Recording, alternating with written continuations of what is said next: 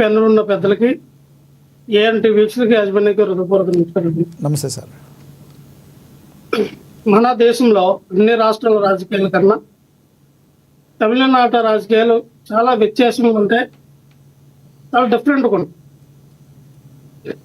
ఎందుకంటే తమిళనాడు అంటే మన దక్షిణ భారతదేశం వైపు ఉన్నటువంటి వ్యక్తులందరూ కూడా ద్రవిడ భావజాలంతో కలిగిన వ్యక్తులు. అందరూ ఎక్కువ ద్రవిడవాదాన్ని తీసుకెళ్లే వాళ్ళు మాత్రం తమిళులు. ఇప్పుడు మన ఆంధ్రప్రదేశ్ అయినా తెలంగాణ అయినా మద్రాసు నుంచి విడదీయబడినటువంటి రాష్ట్రాలు మనకి. సో మనకు కూడా ద్రవిడ ద్రవిడ ద్రవిడ యువజాన్ని సంపాదించిన విధానం మనం చూసాం. అంటే అస్పృశ్యతని ఎప్పుడైతే వాళ్ళు త్రోలు వేయాలి, అస్పృశ్యత లేనటువంటి సమాజం ఉండాలి, వాళ్ళు ఎప్పటి నుంచో పెరియార్ రామస్వామి యొక్క భావజాలను ముందుకు తీసుకెళ్లే రాష్ట్రంగా మనం చెప్పుకుంటాం. సో అక్కడ దేవుడిని నమ్మడం కంటే ఎక్కువ హిందూయిజం మీద పోరాటం చేసినటువంటి వ్యక్తులు, సంఘాలు ఎక్కువ తమిళనాడులో ఉంటే మనందరికీ తెలిసింది. సో ఆ విధంగా అందుకనే మీరు రాజకీయాలు చేయండి, కానీ దేవుడి పేరు చెప్పి రాజకీయాలు చేయొద్దు. దేవుడి పేరు చెప్పి రాజకీయాలు చేస్తే తమిళనాడులో కుదరదు.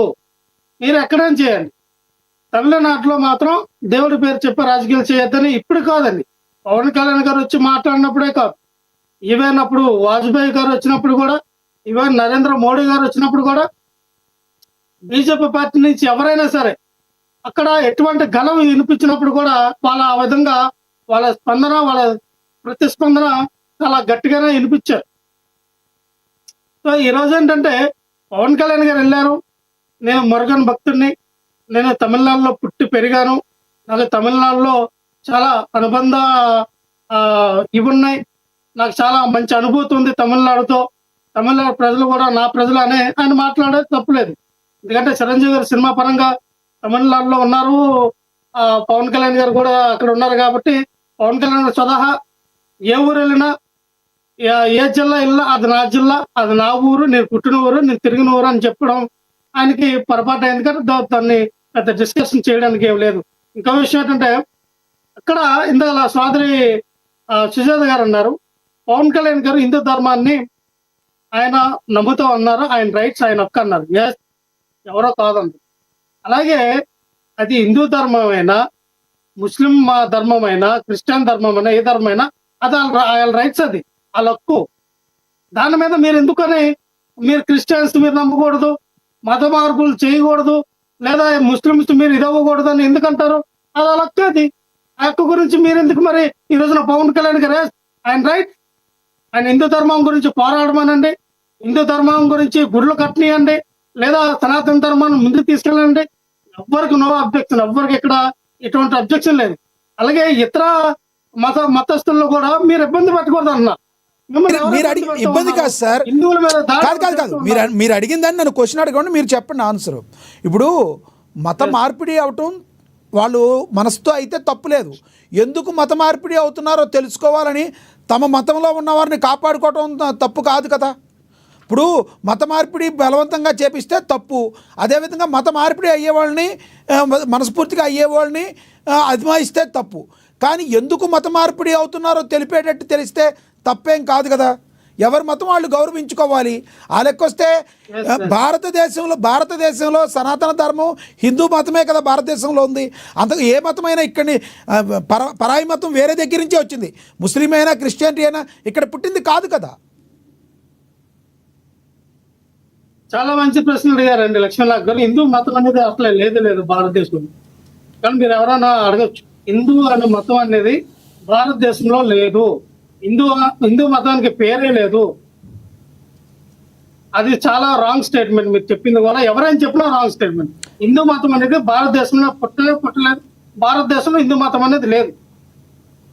ఇక్కడ ఏంటంటే ఇక్కడ లక్ష్మీనాథ్ గారు, ఇక్కడ భారతదేశం అనేది ఏకత్వంలో భిన్నత్వం, లౌకికవాద దేశం, ఎంతో మంది ఎన్నో రకాలుగా జాతుల వారు ఉన్నారు, అలాగే వాళ్ళకి నచ్చినటువంటి మతాల వారు ఉన్నారు.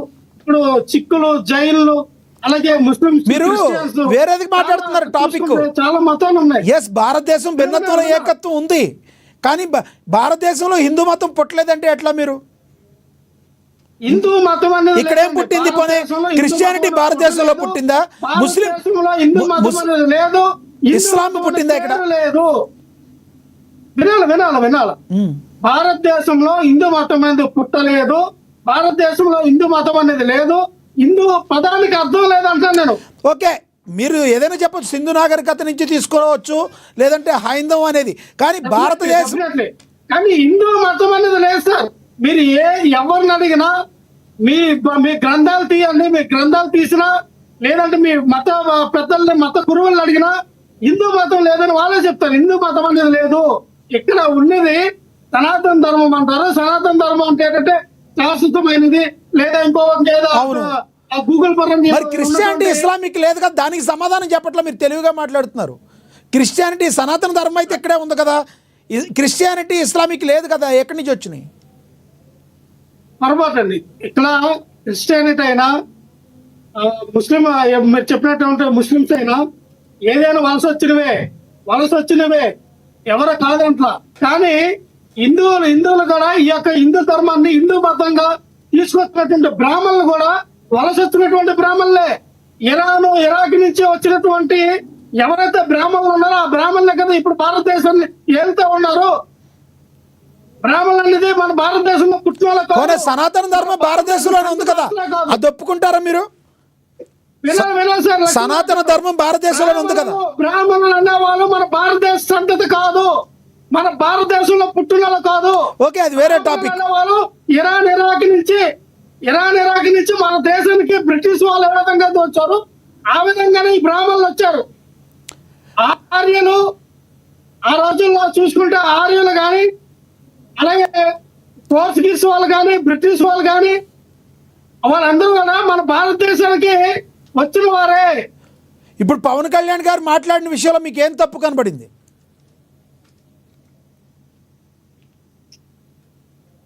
సార్ ఇప్పుడు నేను అన్నదంటే లక్ష్మీనగర్ చెప్పండి. పవన్ కళ్యాణ్ గారు మదురైలో మాట్లాడిన దానిలో మీకు ఏం తప్పు కనబడింది? లక్ష్మీనగర్ నేను అన్నదంటే పవన్ కళ్యాణ్ గారికి మంచి రాజకీయ లక్షణాలు ఉన్నాయి. పవన్ కళ్యాణ్ గారికి మంచి రాజకీయ భవిష్యత్తు ఉంది.